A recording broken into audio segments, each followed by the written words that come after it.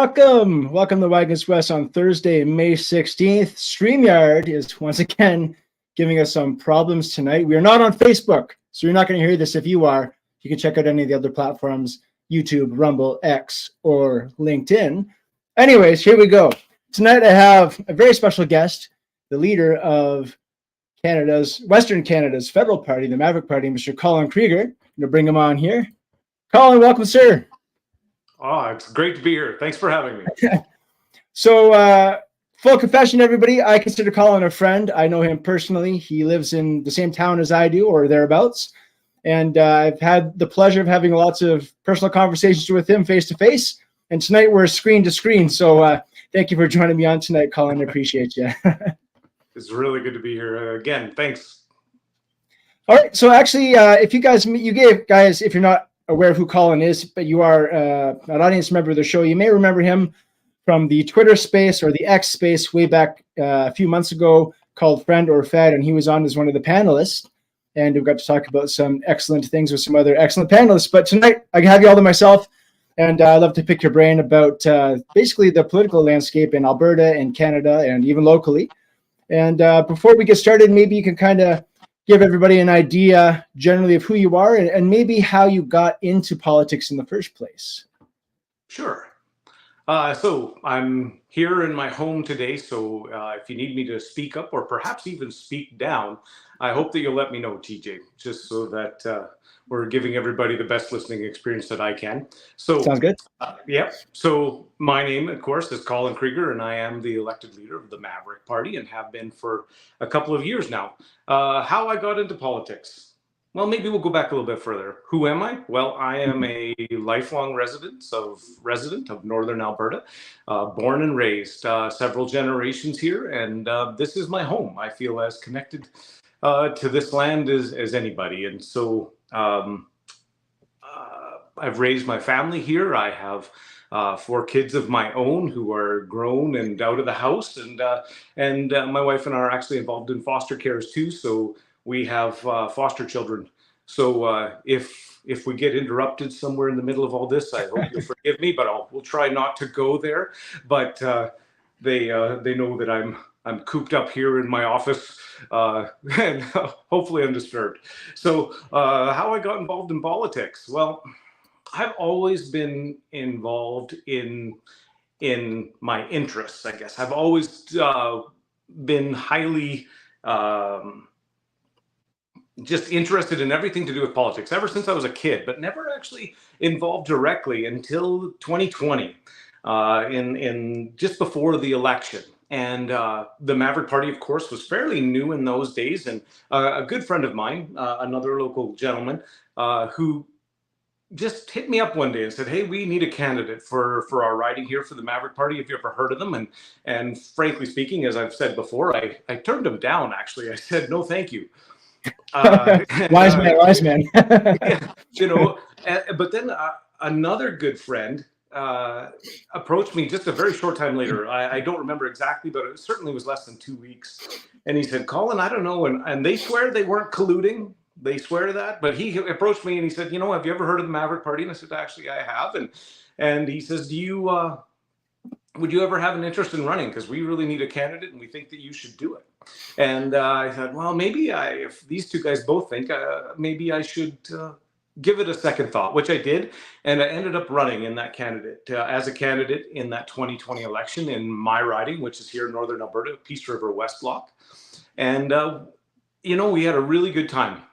We did for the amount of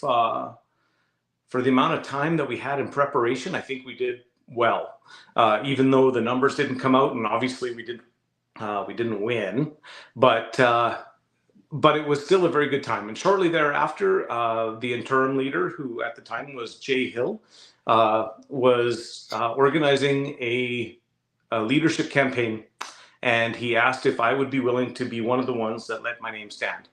And again, I remember asking him, "Are you sure? I'm not a political wonk. I am not somebody who has been involved in this level before." And he said, "No, you are the type of guy that we do want involved in the race." And so we went from there, and here I am. And so it has been a wild ride. And I got to say, the learning curve has been steep. Starting a new party, which is still what we are really, is challenging. There are so many things that we have to overcome. And so, in addition to regular life, by the way, because, there's no huge pot of gold at the end of the Maverick Rainbow for me. As a matter of fact, we're all volunteers, including me, to do this job. So it's been a busy time for sure. Nice. Yeah, I was just checking out on the Maverick website today, and it said that it started in June of 2020, and I seem to remember lockdowns happening in March of 2020. So the Maverick Party actually came about after the whole COVID debacle. What was that like? Yeah, challenging is a reoccurring word. I need to find another one, but it was like that. Of course, everybody, it was a difficult time because in the very beginning, of course, everybody was scared. Nobody knew anything. Nobody knew exactly how serious this particular virus is going to be, and we had to kind of work our way through that, and still do our best to reach as many people as possible here in northern Alberta. And so it kind of handcuffed a lot of us. We just weren't able to get out and talk with as many people as we wanted to, and frankly, a lot of people stayed away, which is fair. Now, when it comes to the Maverick Party, there's a lot of, I think, misconceptions about it, or a lot of ideas about what it is and what it isn't, and maybe we can kind of tackle some of those. And by the way, any of the viewers today, if you want to pop your questions into the chat here, I'm happy to ask them of Colin when we get a chance. But at any rate, the main one is that, well, first of all, it was one that a misconception I had, and you corrected me on that Twitter space, was that I thought it was Alberta's federal party, but really it encompasses all of Western Canada. Can you touch on that perhaps to start? Sure.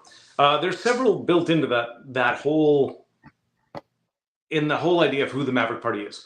One of the very first ones that we get a lot is that, are we a provincial party or are we a federal party? We are a federal party.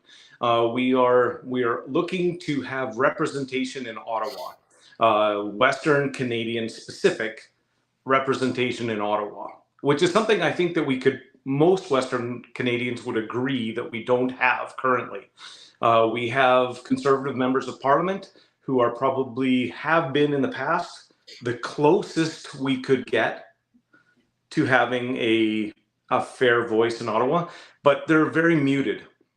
And so the Maverick Party was formed with the idea that we need true representation in Ottawa, somebody who will actually speak for us to the issues that we have, to be able to not be coerced into being, quiet on the issues that really matter to Western Canadians. And there's a host of them, and I will probably get into them later. But so the Maverick Party is a Western-based party, meaning Manitoba, Saskatchewan, Alberta, and British Columbia, and the two territories. And that is the portion of our country that we are looking to represent, because we haven't been very well represented in the past. So what can I do to fill in more on that for you? Oh, no, I was just going to add that kind of parallel to that is the misconception, I think, that you are a separatist party. Now, personally, I'm not really against the idea. That's kind of my, if I was to paint a fantasy, it might look something like that, but you wouldn't identify as a separatist party. However, at least on the website there, it does say that, if things got bad enough, that would be something that you would entertain. And so I guess my question is, what are your personal thoughts on that, and how bad does it have to get before that is, something that we'd shoot for? Okay. I'm going to say something that maybe will shock people as a leader of the party if I actually have a personal opinion. And you'll find that I'm not really a good politician in a lot of ways. I like to be entirely honest with everything that I possibly can, which I guess is pretty much if you ask me a question, I'm going to do my best to give you my honest opinion. I'm a separatist too, in a lot of ways. I don't know how, personally, how we're going to be able to straighten out this mess that the Canadian West and Alberta is probably the most affected, along with Saskatchewan, by the inequalities that are built into Confederation. Now, where does the Maverick Party fit into all of that? Well, see, as I mentioned earlier, the Maverick Party is a federal party. And as a federal party, we actually have no say whether an individual province, if we use Alberta as an example, we don't have a say over whether or not we separate. That's actually a provincial matter. And that is where we fall. Now, the Maverick Party encourages every Western Canadian province and territory to remain as autonomous from the federal government as possible. We have a very, very powerful central government in Ottawa who is encroaching into the provincial realm of jurisdiction increasingly more every day. We see it even now when you hear about things like pharmacare, for instance. That's something in dental care, right? For universal dental care, and the federal government is offering that to the people of the provinces, say Alberta. And am I against that personally? Well, no. If that's what the people of Alberta want, then yes, they should be able to, their government, the provincial government, which is a provincial jurisdiction, by the way, to have anything to do with healthcare is a provincial jurisdiction. So anytime that the federal government intrudes in that, they are exuding influence that they really shouldn't be. And so if Albertans or people from Saskatchewan, British Columbia, Manitoba, whatever, if they decide they want pharmacare or dental care, they should be asking their provincial governments to provide it. And so that is where the Maverick Party falls. We are encouraging every province to establish their own individual autonomy apart from Ottawa. And that can happen in a bunch of different directions, which I'm very happy to see Danielle Smith and Premier Scott Moe doing. They are pushing back against this federal government overreach and trying to keep them at bay, which is what we need. I'd mentioned last week on the show, I was talking to actually a U.S. podcaster who's into U.S. politics, and I was trying to give him a little bit of a rundown as far as I understood in terms of our federal and provincial quagmire we have here. And I said it does look, despite what my personal wishes may be, it does look like we're going to get some conservative supermajority federally. And I said, Pierre and Danielle, as Danielle has said, are friends. Like we used to work together when Pierre was just knee high to a grasshopper kind of thing when he was a teenager. Yep. And he comes from Alberta, and so they're friends. And he's from Alberta, and so he gets into power, and now he and her have some good relationships. So to me, that actually doesn't seem to fare well for Alberta in terms of autonomy. It seems like there may be a little bit of ball playing and a little bit of capitulation on the province's part to make the federal government happy when it's a conservative federal government that doesn't still necessarily, because they're looking out for the interests of Canada. They're not looking out for the interests of Alberta. And as you said, we're treated unfairly. How do you see that playing out if it goes that way?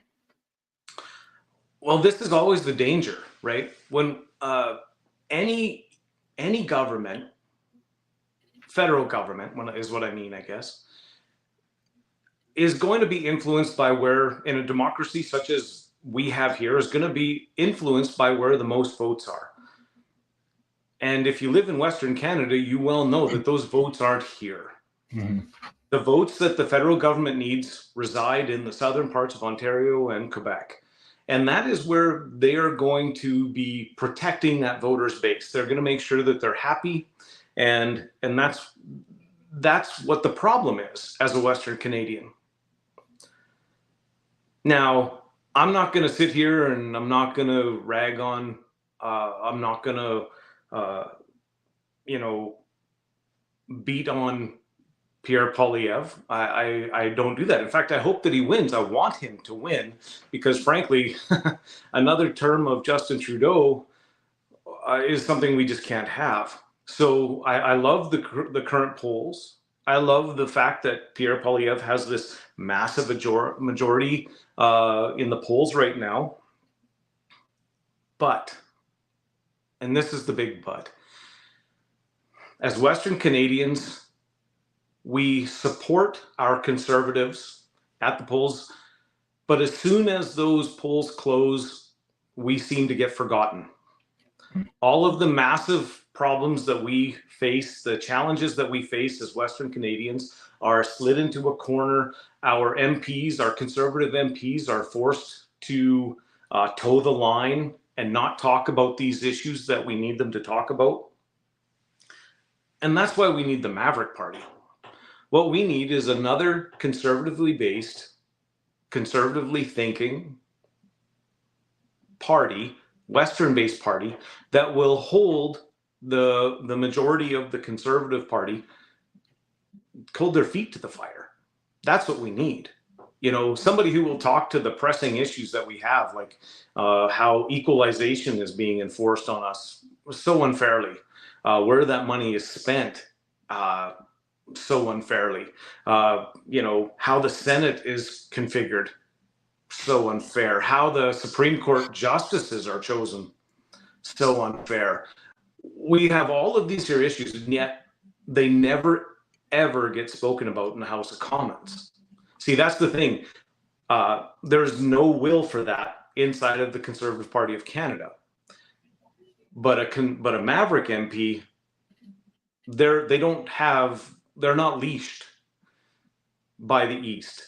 And we will be talking about that. And that's really our goal right now, is to partner with the Conservatives on the things that matter that we would agree on. For instance, like, you know, if we're going to build a hypothetical, let's just go there. Can we do that?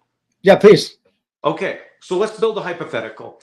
And the hypothetical, we'll build it around the last election. Now, I know Aaron O'Toole is not Pierre Poilievre. I get that. He's a different guy, you know, and I, you know, I hope I don't offend any of my Conservative friends when I'm building this scenario.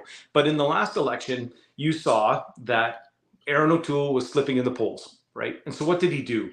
He started to make promises that he thought would appeal to the, you know, left of center Conservatives in Southern Ontario and Quebec. And that's when we saw him make promises in regards to gun control. We saw him say things like, we're not going to have a carbon tax, but we're going to have a carbon levy, right? Just another name for it, really. And he did all of these here things to try and get that vote. Now, of course, we know how that turned out. You know, it didn't work. The voters base didn't believe him. They didn't like him. They didn't vote for him, and he lost. But let's say that he won, right? Say that he won a majority government, you know, that the miracle they were hoping for happened and they won a majority government. Everybody here in the West would have been out in the streets the next day saying, yes, we finally got rid of Justin Trudeau. Can you believe it? Woo! Everybody's wiping their brow and they're all happy. Until a certain amount of time goes by and Mr. Aaron O'Toole has to start keeping his promises. And he says, oh yeah, now here's that carbon levy. And everybody in Western Canada says, wait, hold up. That's not what we wanted. We weren't really wanting that. We just wanted to get rid of Justin Trudeau, but we didn't want that, right? And they're going to say, well, and by the way, we're going to do gun control, which actually has a lot to do with property rights, by the way. It is less to do, in my mind, with the physical thing. It's more to do with property rights, which we have very weak laws on that in Canada, and it's something that needs to be fixed. And everybody in Western Canada, specifically rural Western Canada, which is a lot of the Conservative base, says, hold on, wait a second. But Aaron O'Toole would have been bound to that contract that he had made with Eastern Canada, the southern parts of Ontario and Quebec. And he very rightly, when he was putting that motion before the House of Commons, could have said that Western Canadians love the carbon levy and they love gun control because guess what? They voted for me. And we would have been stuck.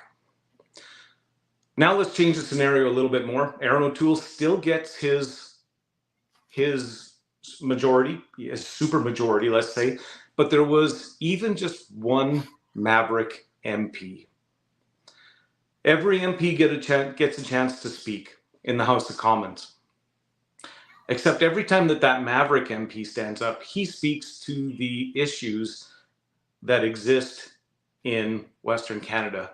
He starts talking about the unfair way that this confederation is made and how things must change. Now, will that one lone voice in the wilderness, will it be able to make a massive change?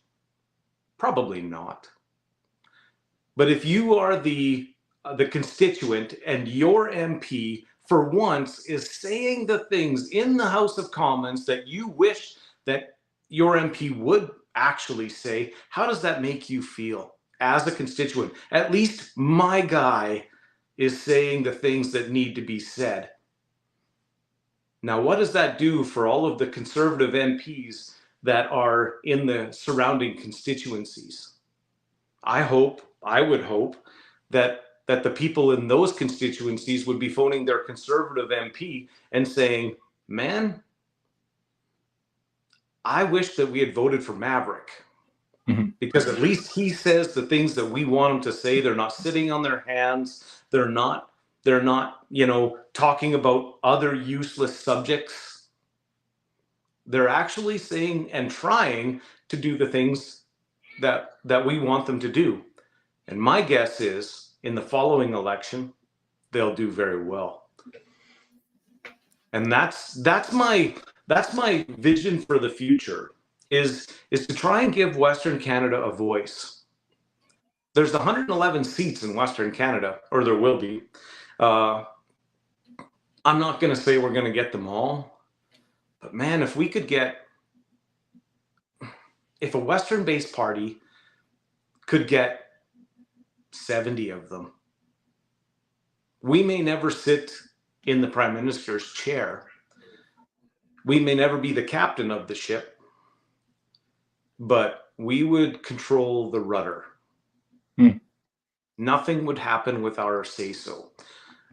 Jagmeet Singh has a much smaller amount of seats than that. And look at the amount of influence that he holds in the House of Commons. We would do better than that. I was going to say, at the speed, well, we'll get to, I guess, the big elephant in the room, I think, which is immigration in a bit. But like you said, that one lone voice in the wilderness, I like how you put that. If it was just that one voice and we're giving us a voice, that's fantastic. One could ask, well, what's the point if they're not going to, if one voice is not going to make a change? But that was going to be my next question, which you tackled there, which is how many seats would it take to be able to make a difference? How many seats would it take to be able to stop things or stop things from happening or to make things happen? And you're saying at about 70 seats that would be where you could actually be actually effectual in the House of Commons. I know a lot of my audience would hold the thought or the worldview that at the rate that this country is sinking, there's no political solution. And I have to admit, I'm right there with them.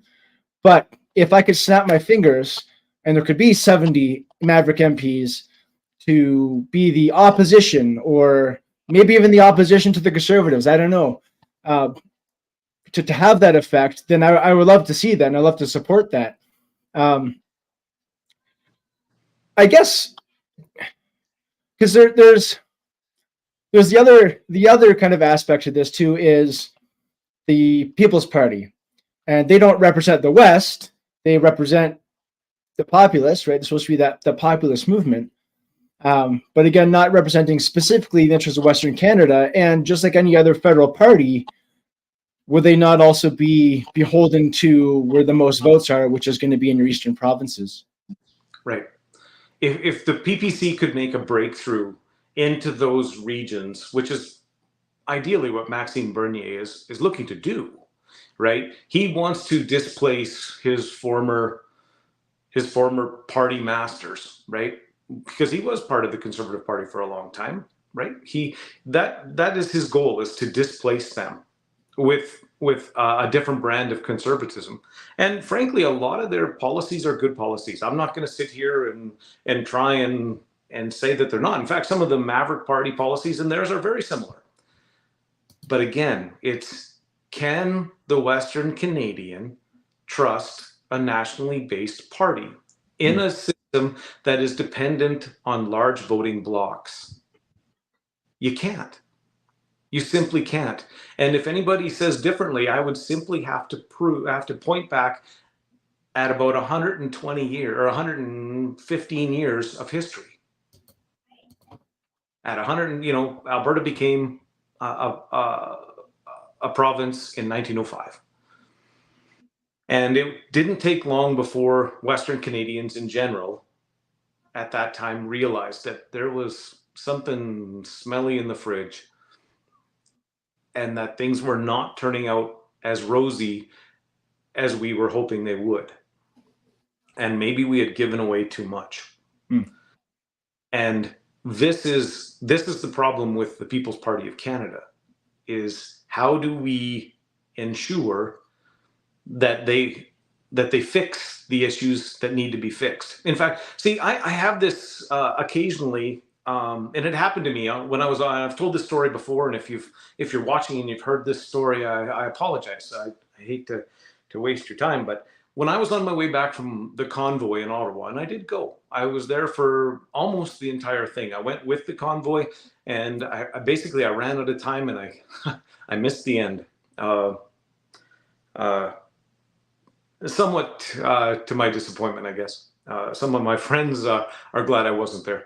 But I was on my way back, and I stopped at a little town in Northern Ontario for the night. And while I was there, the gentleman asked me about the Maverick Party, and because I had this big, massive sign in the back of my truck. And so I explained to him what we were, and he says, "Oh, I can't wait to vote for the Maverick Party." And I had to break it to him. I'm like, "Sorry, man. I apologize, but we won't ever be running candidates in Eastern Canada on the east of the Manitoba border." And he was annoyed, actually. And he says, "Well, why not? We are just like you. We are conservatives, like this is who we are." And I had to tell him that the reason the Maverick Party was formed was not to unite small c conservative thought, but we are here to address long-standing Western Canadian issues of inequality. And if we were to run candidates outside of that base, we would be betraying that base. And it's happened before. That's what happened with the Reform Party back in the day, right? The Reform Party started out as a, hey, we want in, right? The West wants in. That was their slogan. The West wants in. Well, then they got in. They were the official opposition, I do believe, at one point, or very close to it. Anyway, I think they had 70 seats or in that neighborhood in the House of Commons at one point. But then they decided to go national. They changed the party name to the Alliance Party, and then from there they merged with the leftovers, the dregs that were left over from Brian Mulroney's failed Conservative Party, and they became the Conservative Party of Canada. And that's where Stephen Harper came into the picture, by the way. While that may have been good for conservatism in Canada, it certainly didn't serve Western Canadians well at all. We are in the exact same place we were then. We've made a 40-year round trip, 30-year round trip, perhaps, I guess, let's say. And here we are again, still talking about the same things, still subject to the same tyrants on a cycle, Trudeau by a different name, literally. And here we are. So what do we got to do differently? We can learn. I'm a fan of history. I'm a big fan of history. I think that we can learn from it. I think we can predict the future if we know the past. And we can learn from what the Reform Party did and did right, because they did do a lot of things right, and then they also did wrong. And that's where we intend to go as a party. How many candidates do you guys have currently prepped to run in the upcoming federal election? I don't have that number off the top of my head. It's a number that is in flux. Our EDAs are in between election cycles, and this is, again, I'm going to be quite honest. Everybody would, in between election cycles, people take a break from politics.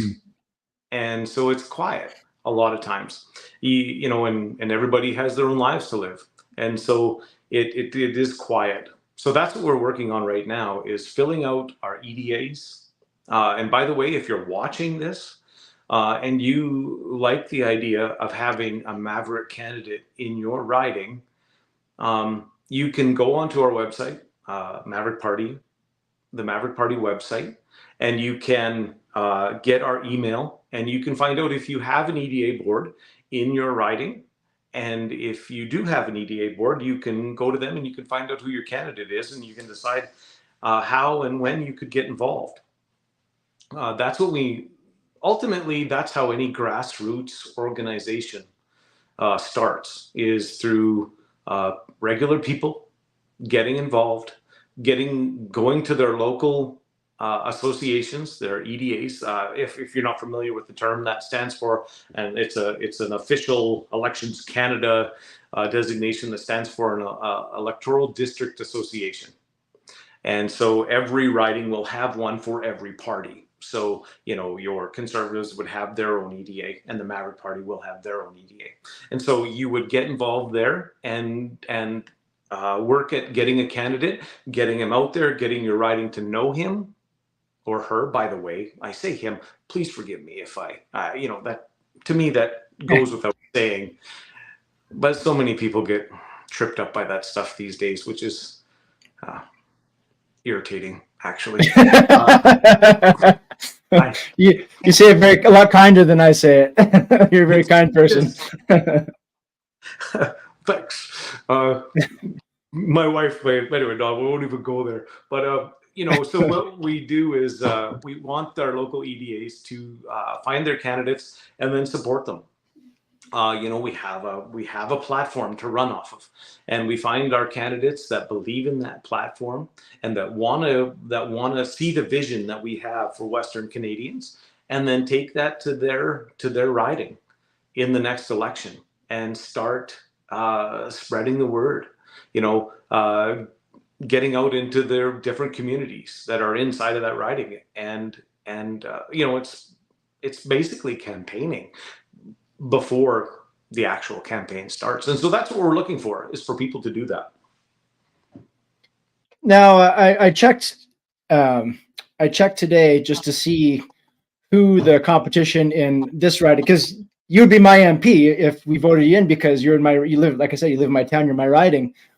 And I know our current MP is Arnold Viersen. He's the Conservative Party candidate.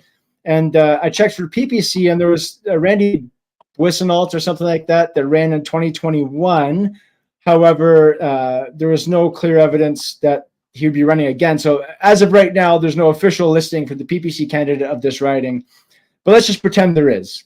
Mm-hmm. There's a because CPC candidate at the moment. That can change at the moment. And like you said, in between elections, it gets quiet, right? People take a break. And I'm sure that's not just true of the Maverick Party. That's probably true across all parties, except for the one that's the incumbent, right? Mm-hmm. So you have your CPC candidate, you have your PPC candidate, you have, and I'm not even including the Liberal and NDP because they don't count as far as I'm concerned, especially in rural Alberta. And then there's a Maverick Party candidate. How do we get people, I guess, on like, trying to formulate my question here. I know that the people want to vote for Conservative Party because let's get Trudeau out. People just think that that's going to solve the problems, and we've already kind of addressed that it really won't.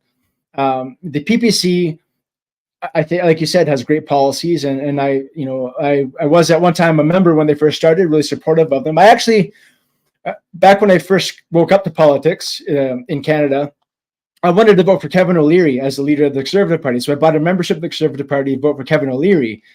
And I was talking to a buddy of mine who was more informed than I was, and he said, no, you really got to listen to Maxime Bernier. And I didn't know who Maxime was. But then Kevin O'Leary bowed out and said, you should support Maxime Bernier. I'm like, okay, well, I guess I'll investigate this guy. And then when he started the PPC, I'm like, okay, this makes sense. So because you're voting for your values. But I was also in Ontario at the time. I was in Toronto in the Vipers Den there. And now I've moved out to Alberta, and even more so, I moved out to rural Alberta. My values, my family's values have changed considerably, and we've absolutely fallen in love with it out here.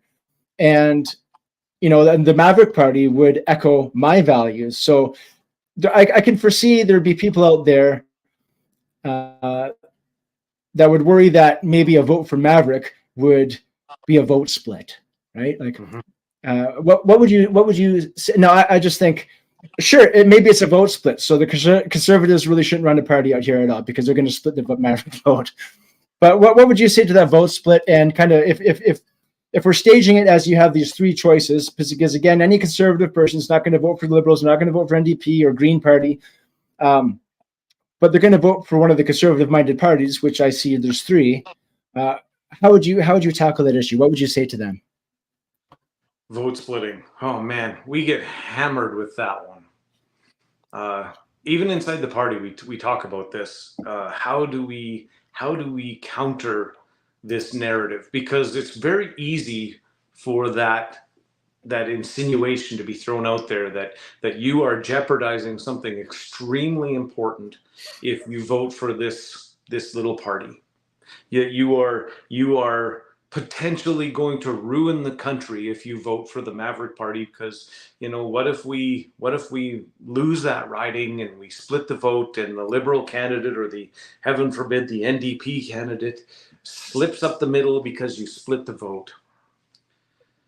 And it's a difficult one for us because, well, that's just not going to happen in most Western Canadian ridings. They are, for instance, in the last election, we ran about 35 candidates, and we only ran them in ridings that were voting overwhelmingly conservative. Like between 60 and 80% of the vote went to the conservatives in that previous, and historically always. So even if we split the vote right down the middle at 80%, like it is in our riding, like in the previous election, 2019, that riding, 80% of our riding voted for Arnold Viersen, overwhelmingly decisive.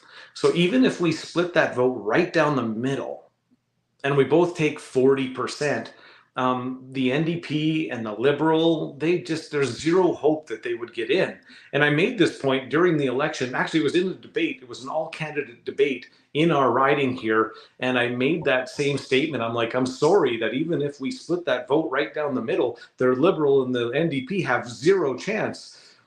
And then I realized they're sitting there looking at me when I said that. I kind of felt kind of bad, but it doesn't make it less true. It doesn't make it less true. And so the vote splitting is not really an issue. The other thing is that sometimes the Conservatives will say, well, you are, if you win, you are jeopardizing our majority. Well, I hope so. Absolutely, I hope so. I think that it would be the healthiest thing in the world for the Canadian West to hold the balance of power in the Canadian Parliament.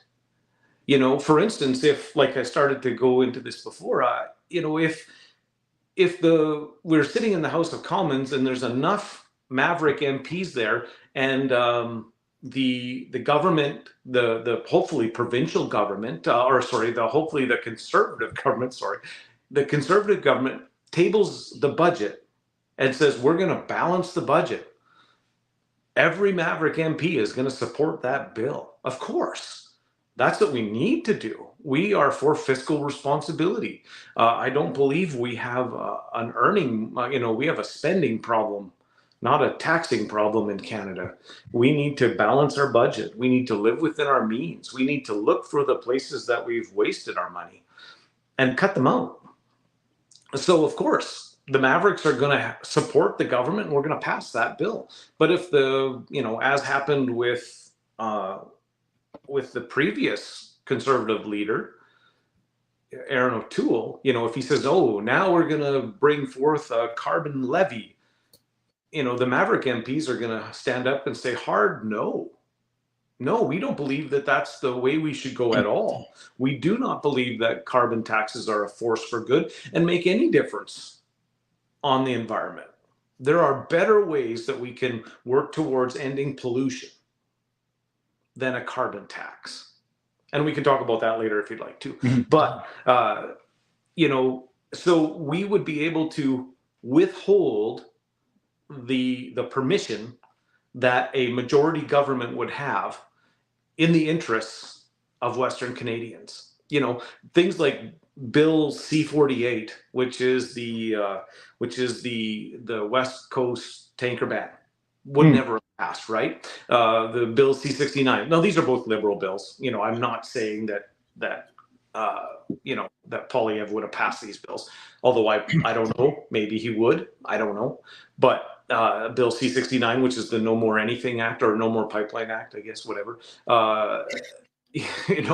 These things that stifle our economy and hurt the country as a whole, and our energy industry specifically, which is where the most money is made in Canada. None of those things would have happened if there was a Western component that could hold the balance of power. And that is what we are offering. That is what would be best for Western Canadians. It would give us a layer of authority that we've never had in the past. That's what we need. So, yeah, on some of these bills and some of these policies that you could sign on to and support, or if it wasn't in the interest of Western Canada, you could put a halt on it if you reached that critical mass of numbers, like say that 70 seats, right? Actually, just before we get onto that, what could you do? You said the last election, which when you were a brand new party, ran 35 candidates. What could you do in the House of Commons if all 35 candidates got in, hypothetically? Whew, that's a hard one. It would have been a real frustrating time because we would have been right on the bubble. It depends. See, this is the thing too that a lot of people don't maybe think about, or maybe even realize. Conservatives are not conservatives across the country. We don't all think the same, right? They have a different set of values. Conservatives in Eastern Canada and Central Canada have a much different mindset than we do here in the West. That's the reason why Aaron O'Toole was changing his message to appeal to those conservatives. If we had, and so our Conservative Party of Canada, our National Conservative Party of Canada, they're kind of schizophrenic that way. And I don't mean that in a, like, oh, don't jump on me already, okay? But, I know there's a real thing as mental health. Okay, I get that. But to support the analogy, they have two different personalities. They are appealing to the large voter-rich Conservative base in Ontario and Quebec, and they are kind of left, or maybe more central, much more central. Perhaps even sometimes they flip over into liberalism, and they will sometimes vote for Liberal, and sometimes they'll vote for Conservatives. And the Liberal Party of Canada is stuck trying to raise that vote while still keeping us in the West happy, right? And it makes it very, like, sometimes I feel kind of sorry for them because they have to, they have to do this high wire act, this tightrope act, where they're balancing and trying not to fall off either side. It's got to be hard. what I think would be way better for the country is if we had a Western-based Conservative Party that could accurately represent us, which would free up the Conservative Party of Canada to do the same in Eastern Canada. To actually go to them and say, what values exactly do you want us to bring to the House of Commons, right? And rather than having to do this tightrope act, they could more accurately represent that voting, that conservative value, Eastern conservative value, while we could do the same. That actually much more justly describes what should be happening in the House of Commons. Because what happens right now is our MPs, our Conservative MPs, are often told to sit down and shut up. And I'm not really being hyperbolic. It happened. It happens all the time. Ask Michelle Rempel. Ask Arnold Viersen. They were two of the signatories that came out with a very good document back in the day. And I'm sure you're familiar with it. It was called the Buffalo Declaration. And it outlined all of the problems that we have as Western Canadians. And they actually signed on to this, 4 Conservative MPs. Oh shoot, for the life of me, I can't remember who the other 2 were. You can look it up. Yeah, I'll do that right now while you talk. Yeah, the Buffalo Declaration. And they outlined the problems that we have as Western Canadians. This is long before I was involved in politics. And I remember hearing that and thinking, this is exactly it. This is exactly what we need. Good job, guys. Now that's some political courage. That's the guys I'm looking for. Way to go. And I became fans immediately. The Buffalo Declaration was signed by 4 Conservative MPs from Alberta: Michelle Rempel Garner, Blake Richards, Glenn Motz, and Arnold Viersen. There you go. But shortly, like we're talking in very short order after they came out publicly with that, they all became very quiet.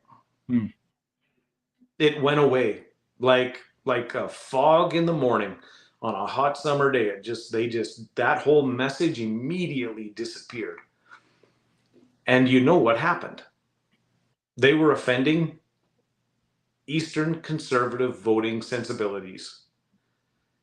And they were told that if you don't want to end up outside of the Conservative Party of Canada, you better be quiet. And that was the end of it. We have never heard a Conservative member talk about those issues like they did then since. And that's wrong. Also, with Michelle Rempel Garner there, just something I will bring up is that not just the Liberal Party, but also the Conservative Party, despite what they might say at the press conferences, have ties to the WF. They're young global leaders. I'm speaking specifically to Michelle Rempel Garner. I remember during the leadership race, both the provincial one and during the UCP leadership race of 2022, at the Calgary Stampede every year, or the Calgary Stampede that year, had the Conservative, federal Conservative leadership barbecue, and all the candidates got to come speak and stuff like that. And I remember there's some controversy about Rempel Garner, and she said some very, like you said, they kind of waffle sometimes. They come conservative, then they go liberal, based on, I guess, their base, because they just want to shield themselves up for votes, and so they're essentially kind of ideologically compromised. Like, I don't even know if they really have an ideology. Their ideology is the ideology of power. They just want to be in the seat, and so they'll say what they got to say. They'll dance their little dance to get there, and so yeah, some of them, they have some wins, and then they do something silly. They do something stupid. And so my question, I guess, in terms of the Maverick Party is, do you have any ties? I've heard that the origin, the person that started it, I can't even remember, Peter something. There's some sort of reform party to Maverick kind of genealogy back to the WF, maybe you can kind of squash that or address it here. Well, I don't know Peter Downing at all. He was the Wexit guy and one of the kind of the progenitor of the Maverick Party back then. You know, I'm not going to speak to any of those guys because I don't have to. I'm the leader. I know exactly what's going on. I have zero use for the WEF. I have zero use for the World Health Organization. I have zero use for any of these United Nations boards, whatever you want to call them, that would come in here and think that they know better than we do on how that we should be governed. They don't know us. You know, they don't. I reject them wholly and without regard. I don't even know what to say. I have zero use for them. Klaus Schwab and that whole frankly idiotic line of thinking is I don't understand. I know that Justin Trudeau is highly influenced by that line of thinking. You can see it. They don't even try and hide it. It scares me, frankly. I don't know what to do if some of their future plans ever came to fruition. I don't know what I would do personally. You know, if they talk about a cashless society, for instance, that's one that is personally terrifying to me. If we have no ability to use cash anymore, that is frankly the end of freedom, because we can be controlled. Everything we do can be controlled. Now, some people say, oh, we'll just go to the barter system and everything like that. It's going to be rough. So we have to put the full brakes on anything like that. And if any of your conservative MPs or people that you are looking at to support have even hinted at being involved or being in favor of some of the WEF policies, I'm sorry, that's just a bridge too far for me. I think one of the sticking points for Western Canadian, and maybe what they might be unaware of, is that it's not just the Liberal Party, the Conservative Party as well likes the idea of the Sustainable Development Goals, the UN Sustainable Development Goals, and that flies in the face of Western Canada because we're basically Canada's economic engine. We have all the food, agriculture, oil, energy resource. To not just keep Canada afloat, but other countries as well, our southern neighbors in the U.S. I was commenting last week how I went down to Hardisty, Alberta, which is just like a little town in the middle of nowhere. You go over this hill as you're driving in, and then all of a sudden it opens up to this massive oil production facility where I don't know how many millions of barrels of oil go through every year to, or liters or whatever of oil go through to the States as well, not just Canada, and get shipped off to elsewhere. And, any kind of UN agenda, whether it be the Sustainable Development Goals, whether it be UNESCO's Coalition of Inclusive Municipalities, which some municipalities in Alberta have signed on to, is hurtful to Canada and hurtful to Western Canada and hurtful to Alberta. What could, if there's Maverick MPs that get elected in this next election here in Alberta or Manitoba or BC or in the territories, what could we do to stop that?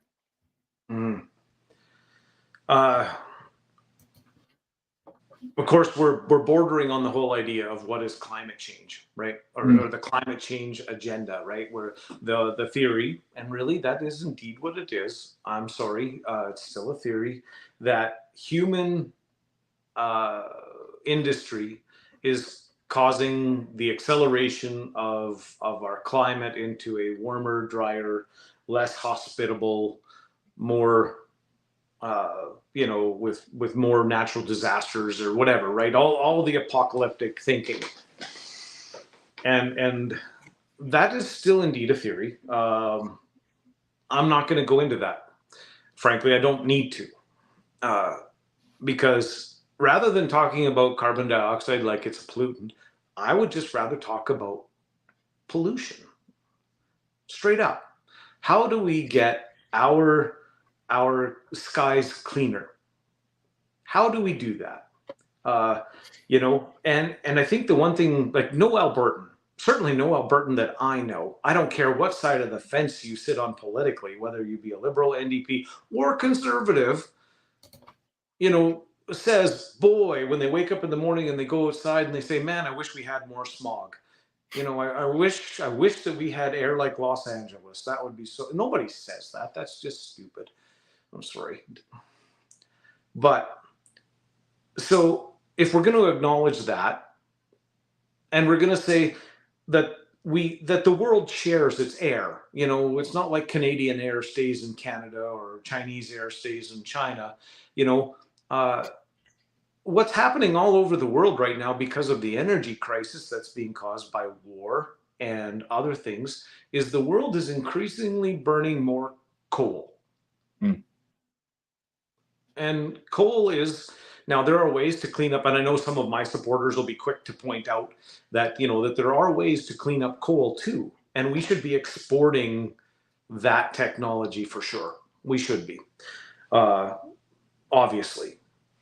But in addition to that, what we should be doing, if Western Canada was to do its very most to clean up the environment, to reduce the pollutants in the air, what we should be doing is inviting every drilling rig that we can possibly hire into Western Canada, asking them to drill for natural gas, getting it to a port, converting it into liquefied natural gas, or LNG as it's known, getting it onto a ship, and sending it to our world economic partners. You know, Europe desperately needs our LNG products, and we have a liberal government that keeps telling them, I just don't think that there's an economic, you know, that there's any kind of a need for that in the world. Like, what? They need it desperately. And we could be doing it for them, but we are being politically handcuffed by an ideologically driven Eastern-led government, and we are being blocked by a province, being Quebec, who is so incredibly hypocritical. They desperately want our money to keep flowing to them, but they make fun of us for how we make it. You know, they say we need your money, Alberta. We need your money from equalization, but you know, but we're not going to exploit our own resources, because, by the way, Quebec has massive proven reserves of natural gas, which they refuse to tap.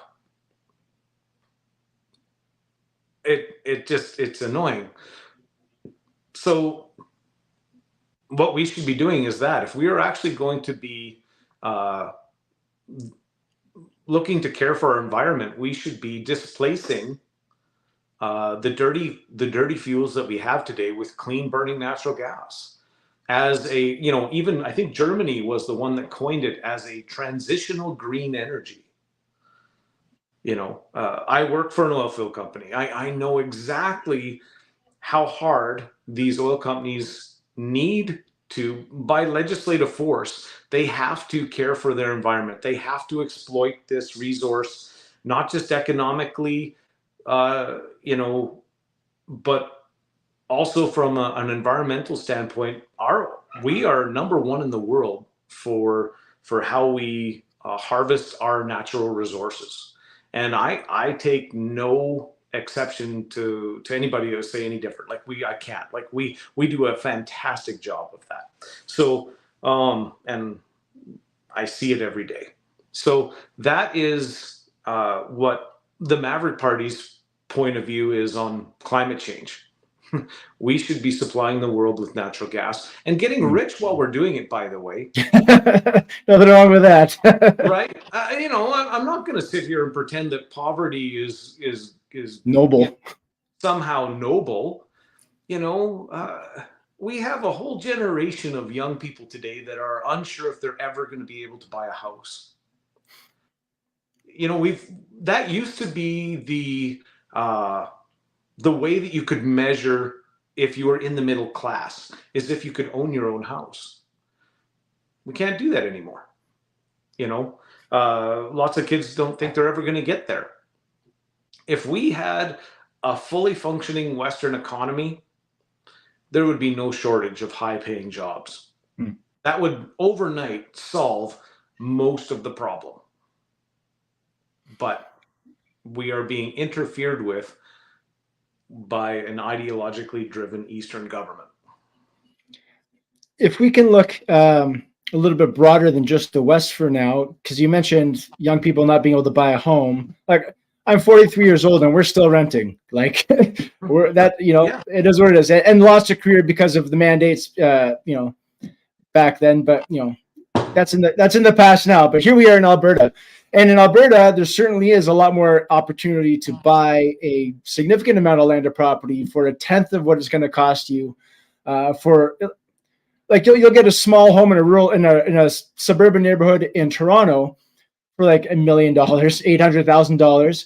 And for $800,000 out here, you could probably get a couple hundred acres with a fully developed house on it in rural Alberta. So that's kind of crazy. And I tell all my friends and family that, and I don't know why. I can't seem to court them out here. They're just too attached. But some people don't believe it. They don't. But it's so true. But immigration is a big thing too. The speed at which people that are not necessarily culturally compatible either, because I would like to preserve not just Canadian culture. And today, like, what even is Canadian culture anymore? But Western Canadian culture is very obvious to me, and I'd like to preserve that as well. And we are slowly becoming, you know, a minority in our own country in terms of culture, and we're just getting more and more and more in. So now we have, you know, in Ontario and Alberta, I was talking with Benita Peterson a couple of weeks ago about in Sturgeon County, they're trying to like turn farmland into high density housing. We have all of this happening, which is also driving the housing prices up because we don't have enough place, not enough roofs for the amount of heads that we have. Mm-hmm. And that's just not just a Western Canadian problem. That's a Canadian problem all over the place. So I guess I was going to ask earlier about the Mavericks and your personal position on immigration, but you know, how do we solve this? I think the housing crisis is maybe a combination of the immigration crisis. It's just a misnomer, and then also the way that Western Canada is treated in terms of being, like you said, we're handcuffed politically by an ideologue at the top. So how would a Maverick opposition even, or how would a Maverick contingent in the government combat that? Well, towards immigration. Frankly, we need some immigration. We do. Canadian society as a whole is not having as many kids as they used to. Certainly not as many as me on the whole. But you know. But in order to, I think, even maintain a population, a stable population, let alone a growing one, you need, what is this, something like 2.3 kids per couple? You know, that poor 0.3 of a kid. You know, but you have to have that. And we, on large parts of the country, we are not even close to that anymore. And so if we are going to maintain even just current, we do have to have some immigration. But that is where the rest of it comes into play. So if we're going to have immigration, and I think that we need it, and we should, is we do need to start vetting all of our immigrants, frankly, like we used to. That's not new. You know, we used to do this. It isn't until relatively recently in Canadian history where we just kind of opened the floodgates and said, you know, we don't care who you are, you know, and maybe the worse the country was that you came from, the better. You know, somehow we are morally superior if we, you know. And again, there needs to be some sort of a method for people who are true refugees. Okay, that's fair. You know, frankly, by the color of my skin, you're gonna know that that my ancestors weren't here 200 and 300 years ago. My great great grandfather was an immigrant too from Germany, right? So I'm not going to be hypocritical about that, but this is the difference, I think. And I'll go back to my grandfather and I'll talk about him because I think that this is the thing. In northern Alberta, where they settled, there was people from all over Europe, for the most part, right? Not just Europe, but a lot of them from Europe. And there was people from Sweden, there was people from the Ukraine, there was people from Germany, and certainly Scotland and England, and all of these guys. And they had strong national identities from those countries that they came from, all of which they gave up when they got here. They became Canadian. They assumed that they had a common set of goals, a common set of values, which they did. Here in this area, for sure, it was self-reliance. And not just, no, that's the wrong way to say it. It's not necessarily self-reliance because they needed to be reliant on each other. Community was a big thing back then. Of course, it had to be. There was no big government programs to bail everybody out. So they had to have a community base. They had to get along. They had to rely on each other. But in addition to that, and you'll say, oh, okay, how can you prove that, Colin? Well, my proof to that comes when they were recruiting into the Canadian Army for World War One. And all of those guys were tripping over themselves not to go back home and sign up with the English Army or any of the other countries they came from. They wanted to fight together as Canadians, and they fought valiantly. Those gentlemen in World War One and on into World War Two. They fought with such valor that that they forged a country. Honestly, they did. Much of which we've lost, which is unfortunate. But that's what's missing today with our immigrants. They don't give up anything. It seems like, and obviously, I'm not a fan of blanket statements. So when I say that, it is a blanket statement. But too often we do see these examples of people that come here and then they isolate themselves. Canada often calls itself a mixing pot, right? We've all heard that term, that we're a mixing pot. Or the Canadian mosaic, I think, right? Yeah, yeah. The problem is with the mosaic is that you put the little pieces together and they're supposed to look like something. and we're losing that. We're not, what are we? You're right. Like, I think I know what our culture should be, certainly what it was, but it's hard to recognize. And I think that we have a federal government that is actively working to destroy that identity. I think even Justin Trudeau said that actually once back in 2016 or something. He said, I don't believe that we even have a cultural identity as Canadians. Yeah, one of their commercials recently was, and I was completely, well, I guess not surprised, but still shocked, if that makes any sense. It's not how Canadian you are, it's who you are in Canada. And I couldn't believe that. Like actual government ad money went to that. It's an ad run on YouTube for immigration. It's not how Canadian you are, it's who you are in Canada. What the actual hell? It seems like we are being divided actively and with a strategy. And that's actually what I'm trying to get away from. Like for instance, I speak frequently with our First Nations communities. The vice president of the party is a very good lady. Her name is Andrea Rain. I certainly hope she doesn't mind. She won't mind. I know she won't mind. But she, she's First Nations heritage, Musqueam. She introduced me to so many good people. I was able to be part of their grand procession into the powwow last year in Musqueam. Frankly, it was beautiful. I was honored to be there. It was neat. That's just the wrong word for it, but it was a great experience for me. And as I talk with these people, one of the questions that I keep saying, because this is one of the dividing points that we have as Western Canadians, how do we get around that? I asked them, how do we get back to zero, where we don't owe each other anything anymore? If we could, how could we get back to that place so that we could enjoy each other's, and we really should be. We should be enjoying each other's cultures without having to denigrate our own, right? We should be able to do that. We should be able to love them without having to be ashamed of our own culture, right? But it seems like that's what we're being pushed into. So how do we get back to zero? And I'm not 100% sure.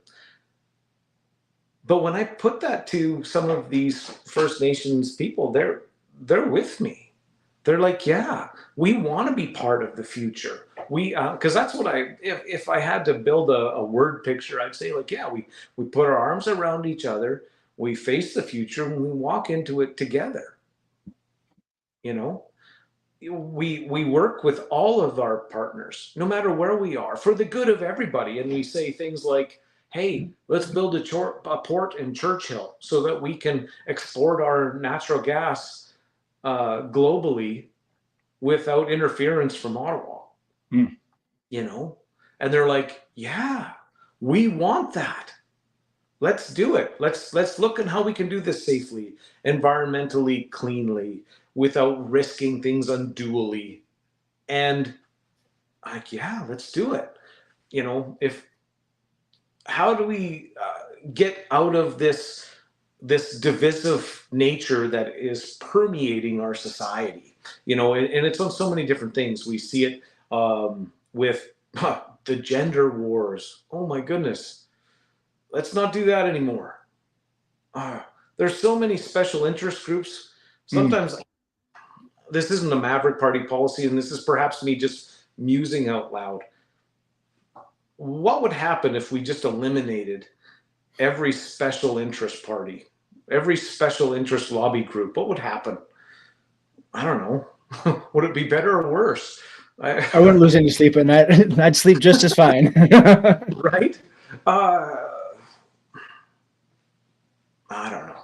It's a tough one for me, because I'm by nature, it's part of my makeup is I'm a bridge builder. I'm a somebody who's going to seek to look to build bridges and compromise and where I can to make people pointing in the same direction and then push.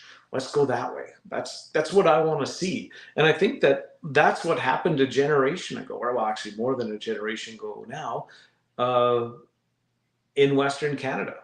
You know, that's what made us who we are. We have a living memory of that. And it made us extraordinary as a society. It made us world class. That's what I aspire to. That's where we have to go back to. So how do we do that, right? And so this would be the first step to me, is making sure that we have an opportunity to, from a Maverick Party perspective, is that we can at least say these things out loud in the House of Commons and start to build a movement. That's why I'm doing this. Because it ain't for the money, and it certainly ain't because it helps me sleep better at night, because it certainly doesn't do that. But that's why I choose to be involved. Just to go backtracking a bit, I didn't want to let this comment go unhighlighted. Eyes Wide Open on YouTube says tax incentives for families that want to have kids would be a great place to start. When we were talking about immigration and how we're declining populations, but some countries in Europe are doing that, or I guess I'd just say European countries are, Eastern European countries, I think in particular, for, you know, if you have X amount of kids, you get X amount of tax breaks, or X amount of benefits. And, you know, I think that's a great way to start. Like, if rather than rather than shipping them in, creating them here. I 100%. think it's a great idea. Yeah. Another good one is to tax sharing. If you want to have a stay-at-home mom or a dad, I don't care. Either way, being able to pool your family's income and then taxing that as if they're one, right? And then paying the stay-at-home parent a wage off of your taxable, basically making that a tax exempt, or being able to share that wage and drive down your payable taxes. That would be actually the first thing I would do. So basically, if you can stay at home, if you can make it more economically viable for a parent to stay at home and raise the child themselves, rather than paying somebody else to raise your kid, that has so many benefits. So many benefits, and it's provable. There's so many studies out there that will tell you, the benefits to general society in general. If you have a stay-at-home parent, a stay-at-home mom, a dad that works and supports the family, these are old world things, but they're worth keeping. That's what we should be supporting. And that would be one of the very first things. If I had a tax plan, that would be one of the first things I would do. Yeah, since we've industrialized, right, which is relatively recent, like this, I was talking with a mutual friend of ours, Nathan, the other day, and he was saying, this whole kind of like industrialized, both parents go out to work, kids going to daycare, they go into school, whatever. This is the experiment. We've been doing it the other way since the dawn of humanity, and only recently have we started this experiment, and look how much it's screwed us up, Yeah. Like, my goodness, we are. Well, there was a study done not that long ago that I heard, and if I'll try and recall it correctly, but they said if you wanted to make sure that you were going to get into the middle class, like just solidly into the middle class, this is just straight up science. This is just a study, and what they found that overwhelmingly, if you graduate, and you had to do it in order, they said, if you wanted to end up in middle class, meaning you could own your own home, have a good life, you would graduate from high school, you would get married, and you would have kids. In that order. If you did that overwhelmingly, now of course there are exceptions, and there's lots of people who have been outside of that order and they're doing fine, but as a study, that's what they found. And if that is a tool that we can help support to stabilize our society, another one is this fatherlessness. This isn't necessarily something that a government is going to tackle. It's outside of a government. Are you going to make a law? I don't think so. But fatherlessness is a huge issue. Significant issue. Yeah, boys that grow up without a father are at a significant disadvantage statistically. Are there good single moms out there that raise good boys? Of course there are, but it's a lot harder. I think most single moms would admit that it's harder. Boys need a dad, or a stable male figure in their life that can speak to them where they are, teach them who they should be. And that's part of the reason why my wife and I are involved in foster care, frankly, is because it's something that we can do to help. I always say that if you want to change the future, you get involved in the life of a child.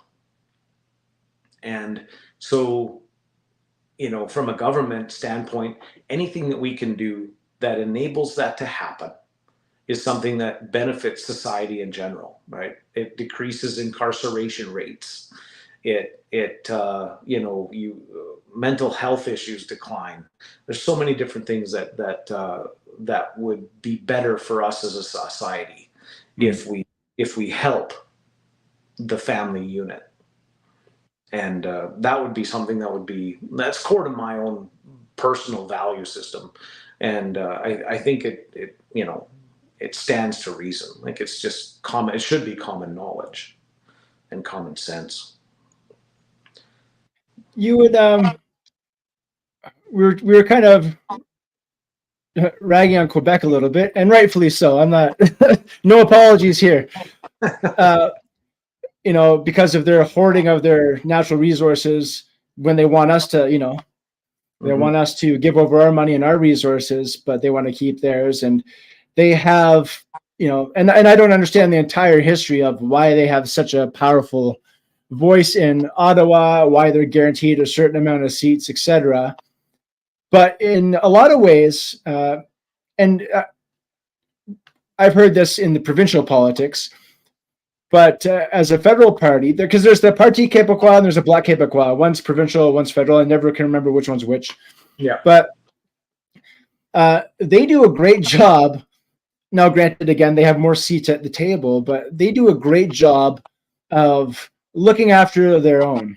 They do a great job of making sure Quebec gets what Quebec wants. And a lot of the politicians pander to them because they're such a powerful force.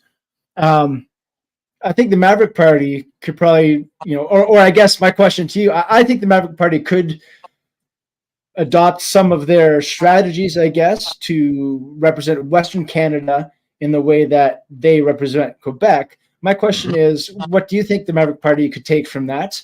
What are they doing right for their people that we could adopt for Western Canada if Maverick Party if we were to elect you guys?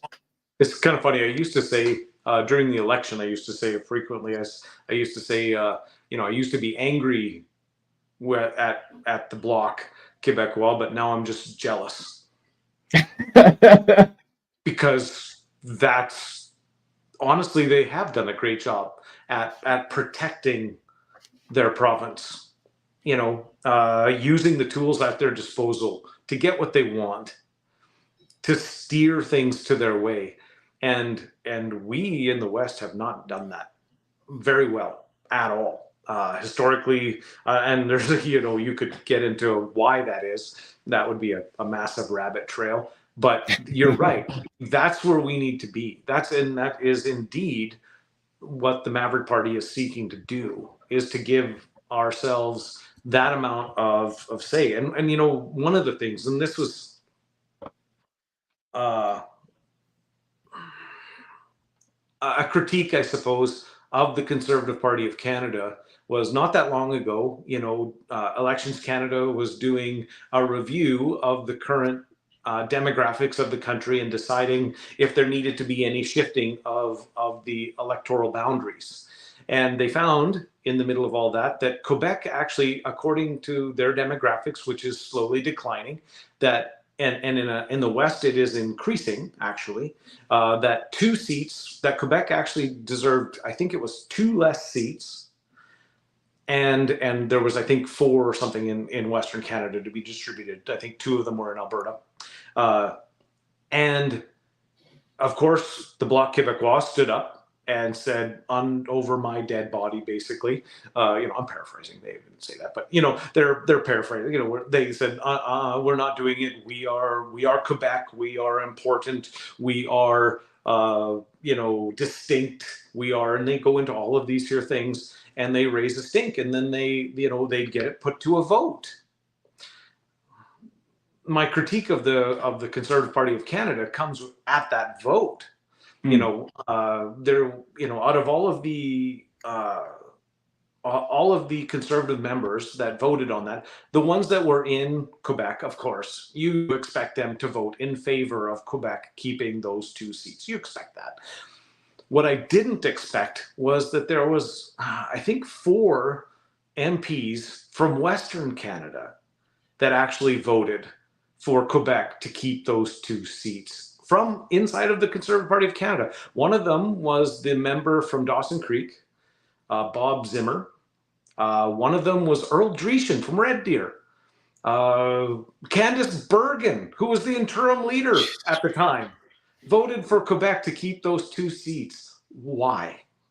Was she looking for maybe a Was she gunning for leadership herself, like ultimately, or no? She couldn't. She couldn't actually, because as the interim leader at the time, she was barred from running for leader. There was, I don't understand it. To me, it just reeked of like it was like an acknowledgement that Quebec votes were more important than ours. And that's exactly what that says. That stinks. That is rotten to the core. If you truly believe in democracy, that's rotten to the core. And that is something that I believe that those members, there was I think another one too, but I just can't think of them off the top of my head. Those members of parliament should answer for that. Mm-hmm. Do you know offhand if Earl Dreeshen is any relation to Devin Dreeshen? Yeah, I think they're father and son. I do believe. Well, there you go. I don't know Devin Dreeshen personally. He's our provincial minister of transportation for anyone that, and I think economic corridors or something like that. If I'm wrong, post it in the comments below. Right. Straighten me out. Okay, I'm not infallible. But yeah, no, that's really off-putting. I didn't know that. That's terrible. Now I'm even angrier than I was before. That's worse. Don't be sorry. That's good. Welcome. I like the anger. Yeah. I was going to say, because again, having talked to you in person, you're very calm, very positive, very optimistic person, I think. And I'm like, if you got anger in there, you hide it very well. I'm not so good at hiding it anymore these days. So kudos to you for that. I sometimes I wonder if maybe I should just maybe people would identify it with a little bit more, because I know there's a lot of angry people out there. Yeah. And it's anger. I run into all kinds of people. If I can speak to that for a minute. Please do. I run into all kinds of people. I ran into one gentleman. His name does not need to be mentioned, but he told me pretty much verbatim. He says, "I'm done with politics. All I know is I'm waiting for the bullets to start flying." And he was acting. And you know what? 15 years ago, if somebody had said that, he would have been everybody would have been like, that's nothing. It's becoming more and more commonplace for people to start thinking like this. They are simply that angry. They are that checked out. They are, and I don't like that. People seem to think that civil war, if we're going to talk about that openly, man, that's a weird one to talk about in public, but hey, why not? It gets talked about in private, right? Mm-hmm. Yeah. It gets talked about in private. So why don't we put it on the table and talk about it? Mm-hmm. And I've had people just assume that would be a great thing. So many people think that. I don't think that. I think that would be terrible. I'm the father of 4 20-something or 3 20-something boys. I would never want to send them off to war, any war. That would be terrible. Certainly not a war here. Oh, that'd be catastrophic. My good life. That'd be awful. I don't want that. If there is any other way to solve this problem, that's what we got to do. That is exactly what we have to do. We have to work every angle. We have to be the smartest that we can possibly be. We have to be the most principled person that we can possibly be. We can't give an inch. We have to be sacrificial. You have to give of yourself. You cannot just sit back on your laurels and wait for somebody else to do the dirty work for you. You have to actually get involved. I'm going to talk about this, like, for instance, money. No, nobody likes to talk about money. Let's not talk about money. Somebody might have to get off their wallet. I know times are tough. I get that too. I'm a working guy. I'm just like everybody else. I see my dollar getting eroded every day. The things that I used to be able to think were possible are no longer possible, even though I'm making the same amount of money. But inflation is destroying that for me. I get it. But you know what? If you believe that something like the Maverick Party is like something that you would personally want to support, right? You like the ideas. We need your support every way. We need your volunteer hours. Come and help us out. Spend some time. Invite me to a meeting. I'll come. Put together a table of your friends. Drop a dime into the payphone. Who knows what that is anymore? And then I'll come and I'll sit with you at your kitchen table. I don't care. You can, I'll sit with 5 people. I'll sit with 500 people. I don't care. That's what this is for me.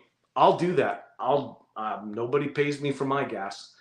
I'll show up because I believe this is something that we have to do. And I'm hoping that there's enough people that believe like me that will get together and we can make a difference together as a movement.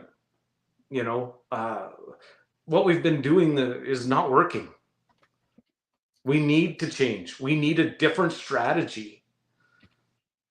And I'm sorry, as good as I think Pierre Poilievre is, man, the guy is great. He's a fantastic orator. You can tell he spent 17 years perfecting his trade.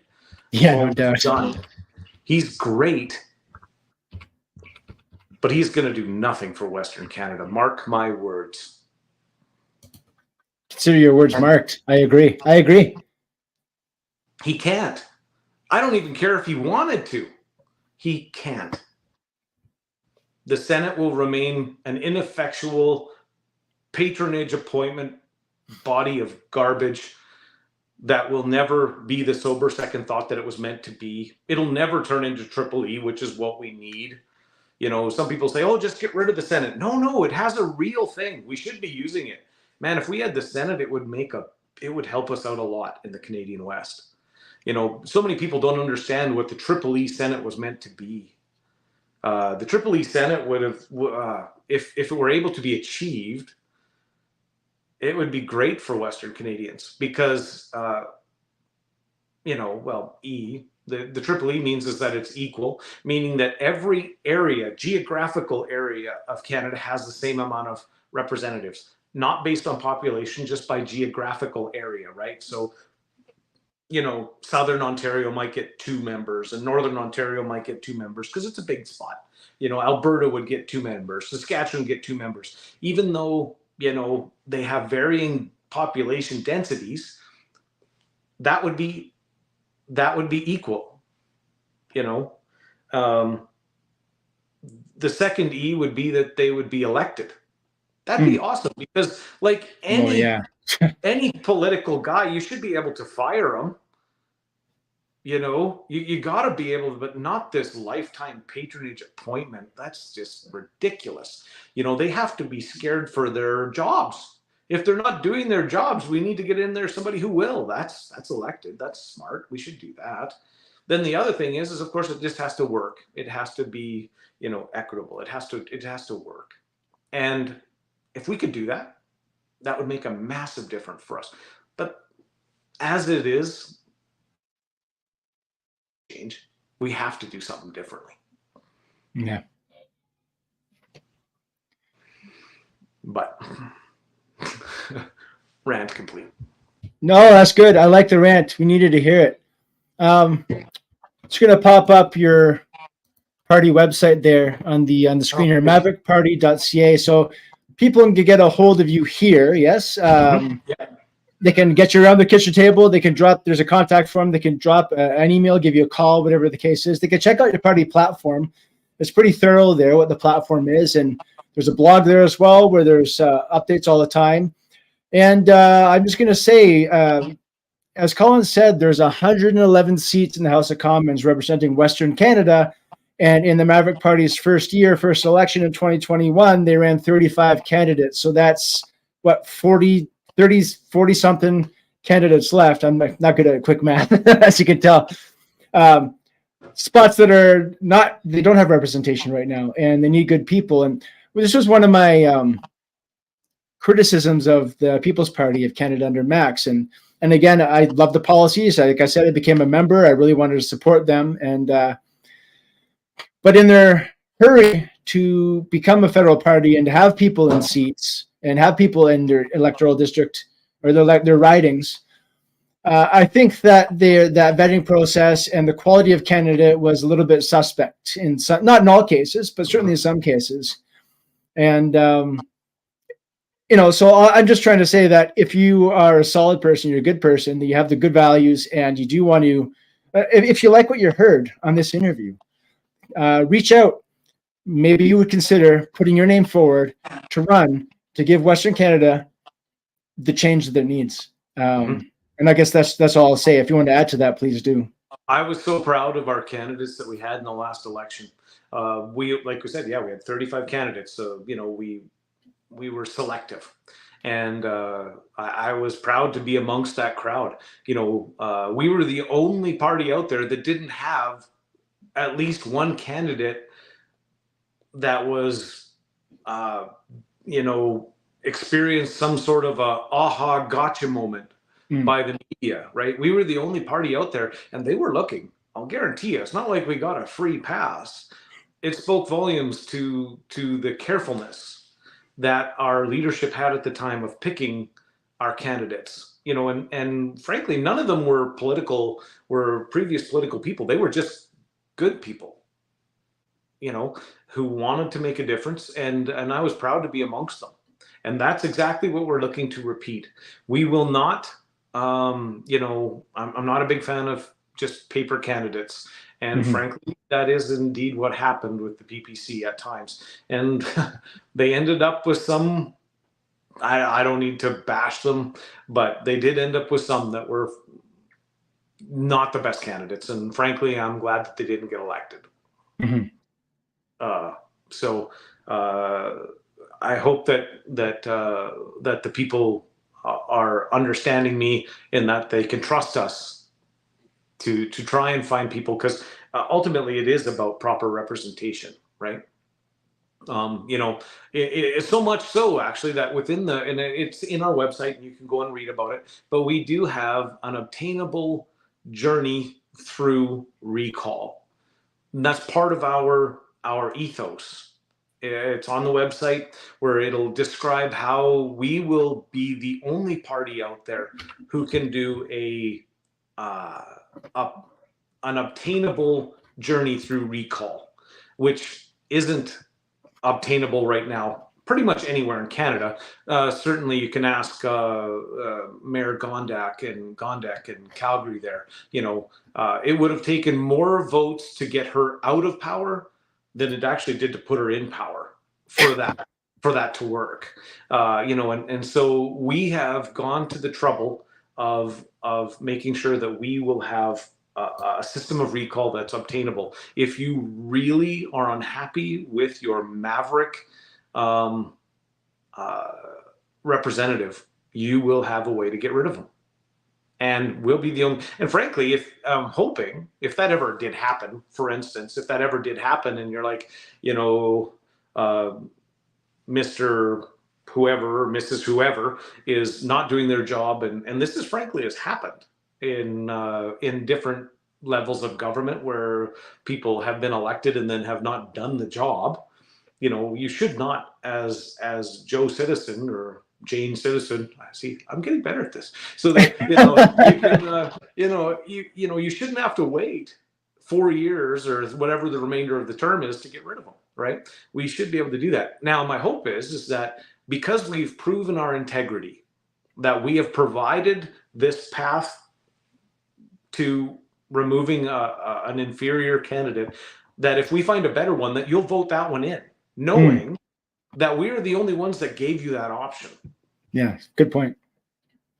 Because I believe integrity is everything. I used to say, and I still do, it's important. One of my goals is, people say, oh, at work, they've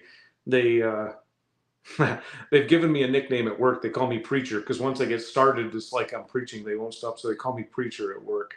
So much so that it's actually on my work clothes. But anyway,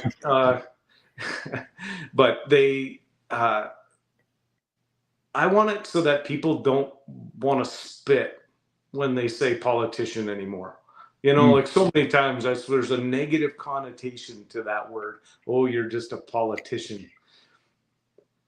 We have to that should be a noble office, and it's not that anymore. So my goal would be to try and restore some of that honor to the office and holding my candidates to that level. I don't know about you, but I don't remember the last time I saw my member of parliament out and about anywhere. Yeah. That's ridiculous. They are given an enormous budget yearly, not their wage, that's separate. They're given an enormous budget to spend in their riding, hundreds of thousands of dollars. And I don't see them.